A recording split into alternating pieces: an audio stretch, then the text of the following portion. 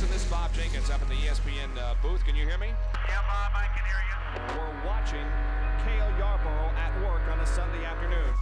You could separate all the different factors of the popularity of NASCAR racing, and I would say one of the top three things was the fact that ESPN was so committed to broadcasting, those dinky races.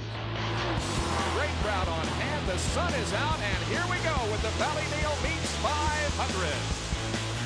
They knew it wasn't the Daytona 500, and they embraced that. They'd go talk to the guy that was running 30th. And we also have a camera in Rick Wilson's car. But they do these little side stories. Well, Grace Prophet has been cooking barbecue here for 43 years. Thank you very much, Grace. It was more like somebody, like a friend of yours introducing you a friend of theirs.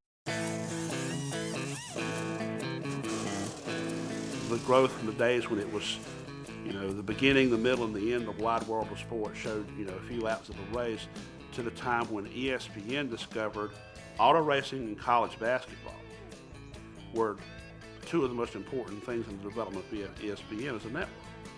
And auto racing gave them a lot of programming that people watched.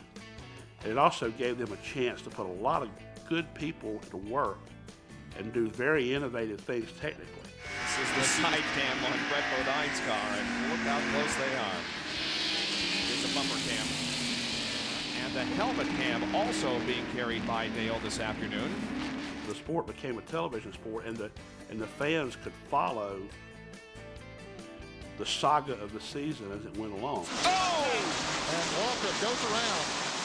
Well, let's talk to Darrell, his version of what happened out there that ended up Davey getting penalized. Well, I'm really happy that he got penalized. We're going to have a little talk, I guess, father and son type. He jumps up in front of me and backs out of the gas. There wasn't nothing I could do. When I hit him, then he comes over here mouthing off at me. But when you're Darrell Waltrip, it's okay, but anybody else you're not. I'm a print guy, and this pains me to admit, but the power of television really kicked off NASCAR.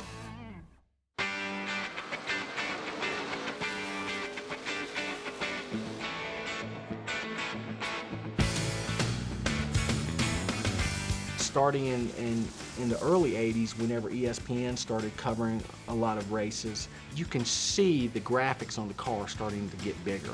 The sponsor logos started getting bigger on the hood. And it's because more and more people, both at the racetrack and especially in corporate America, who was spending the money to fund these race cars, started saying, hey, how come our logo isn't showing up better on TV? I think the best exposure that we ever had with racing to bring it to this next level was ESPN. They're the one that gave us the exposure. That is our biggest jump that we had in popularity. ESPN has brought it to its level of what it is today, and I'm glad to see them back again this year.